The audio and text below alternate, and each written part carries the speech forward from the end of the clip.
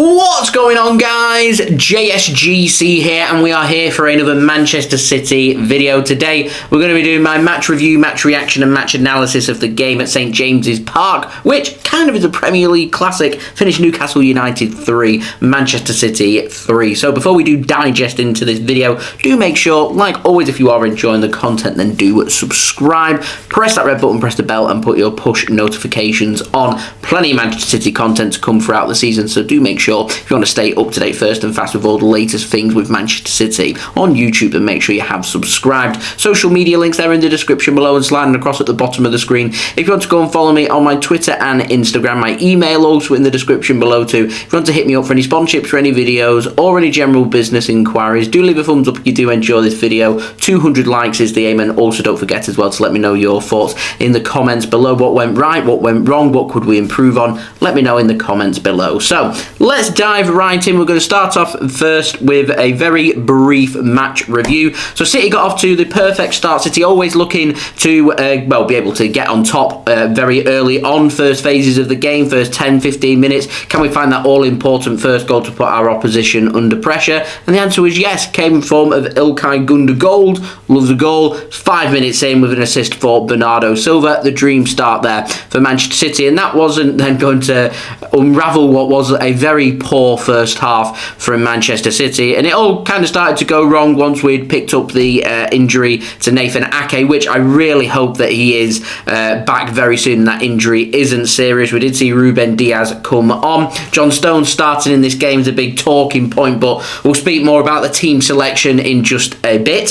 So yeah, Nathan Ake and Aymeric Laporte being injured at the same time is not ideal, because that's both our left-sided centre-backs injured at the same time, and City's defence was very shaky at the best of times. Just lost its confidence. Joao Cancelo being on a yellow card as well from the 18th minute doesn't help matters when it comes to making challenges, and so just from there with them points, City's defence just all over the place, looked shaky. They didn't like being ran at, being put under pressure, and they just went into their own shells really and looked shy, and it's just not what you've come to expect from Manchester City. This is a Man City side, let's not forget, that haven't conceded a goal this season. Looked very comfortable against West Ham United away from home, and looked very comfortable against Bournemouth at home as well. So all of a sudden Newcastle smelling some weakness, smelling some blood there, and Allan Saint-Maximin, who I thought had a brilliant game here, causing City a lot of problems, grabbing himself a couple of assists in the first half. 28 minutes in, it's Almiron that grabs the equaliser for Newcastle before Callum Wilson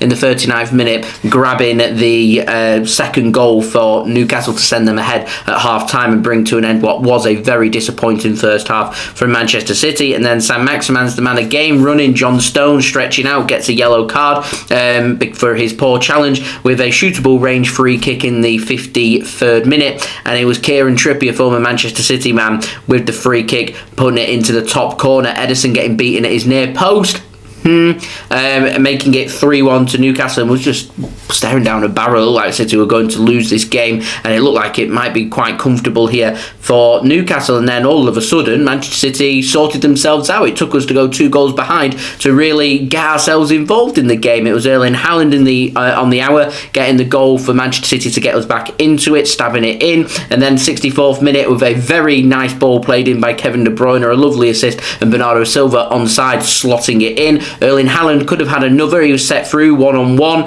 managed to get the better of the Newcastle defender, showing his strength there, and looked to get it onto his left foot to try and open up the goalkeeper Nick Pope and poke it under him. Good advanced goalkeeping, advancing to close that gap and make the save. Also saw Manchester City hit the post with Erling Haaland's weaker right foot, with another good save from Nick Pope, who I thought had a good game considering he's conceded 3 goals here. Managing to keep Manchester City at bay and ultimately earning Newcastle United, in my opinion, for them from their first half, a well-deserved point. Now, Kieran Trippier is the other talking point. He was given a red card in the 75th minute for a lunge tackle on Kevin De Bruyne. He looked to just take him out and end that counter-attack there. It's reckless, it's high, his studs are showing. There's a little bit of contact. There's nothing serious about it. I thought the correct decision was made by the referee first time of asking with the red card, because it's dangerous, it's out of control. control, it's high, and his studs are up. That, to me, is a dangerous challenge. It's a red card. He goes to the monitor. The referee clearly, for a good minute,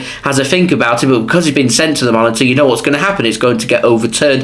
And I'm not entirely convinced that the referee was going to go against VAR, but I think he was having a good think about it because it's high, and you can see why a red card was given. In the end, a yellow card was given, and I think it's just one of them that I think ask any City fan, they're going to say red card.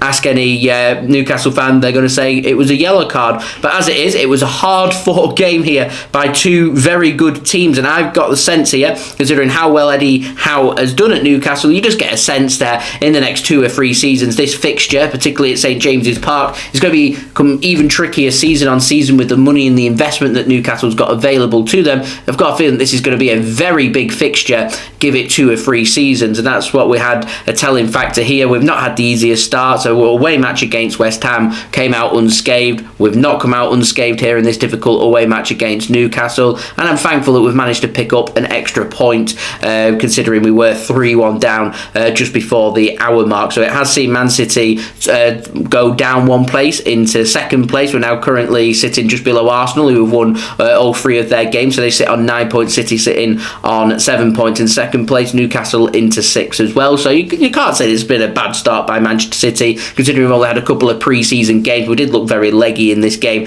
so a point is a point on the road as well. Our opponents haven't had the best of starts either. Chelsea losing today against Leeds United, battered in fact, losing 3-0. Liverpool haven't had the greatest of starts. Manchester United at bottom, which is things you love to see as well. So it could be a lot worse for Manchester City, but we're always striving for perfection, and today was far from that, and I feel like that was just a big impact on some of the players through them not featuring, of course, that much during pre-season, so they're not getting them regular minutes in their legs, and because of it, it told players like John Stones starting in this game. He's not started a game all season, looks very leggy, didn't look very good. Nathan Ake going off injured, bringing on Ruben Dias, getting a bit of rotation there. Kyle Walker, he's had pre-season with Manchester City, didn't have a very good game. Ederson, in my opinion, didn't have a very good game for Manchester City. Rodri was put under pressure, didn't have his best games for Manchester City either. Phil Foden, a little bit quiet for him as well, not really involved. And so, yeah, there was just lots of telling factors that 3-4 players just drop off a little bit. You notice with the intensity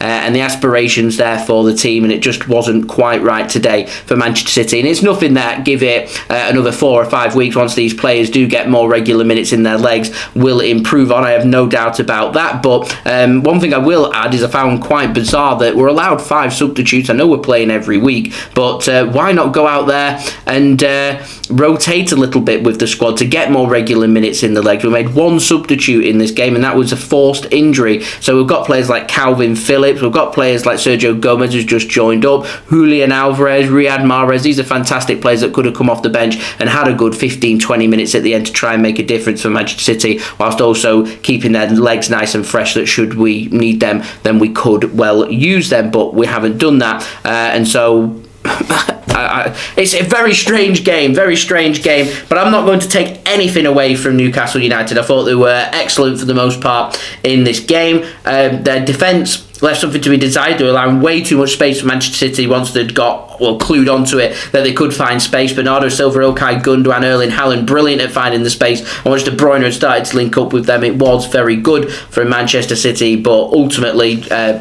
much to be improved on. We've got a match against Crystal Palace, a team that liked to beat us last season, beat us at the Etihad, looking for a bit of revenge there from last season. They're very good. I was watching them yesterday, full of pace, full of confidence. They're not going to be fearful of Manchester City. They're going to do exactly what Newcastle did in this game, and that's be in City's face, use that pace, try and hurt Manchester City on the counter-attack and put us under pressure with some high pressing as well. And at the Etihad Stadium, there's nothing to lose for them, so that's another difficult game with plenty of lessons to be learned for Manchester City, and City need to be on it, because if they don't, they're going to start dropping points like we have already from this game. But they are my thoughts. Do let me know your thoughts in the comments below. And that red card for Kieran Trippier that was overturned through VAR, let me know your thoughts of that as well. Was it a red or not? Let me know in the comments below. So there we go, that has been the video. Do let me know your thoughts in the comments below. Leave a thumbs up as well if you do enjoy this video. 200 likes is the aim, any help towards that would be much appreciated. Don't forget to subscribe to my channel as well if you're new around here. Press that red button, press the bell, and put your push notifications on. Also, don't forget as well, social media links there in the description below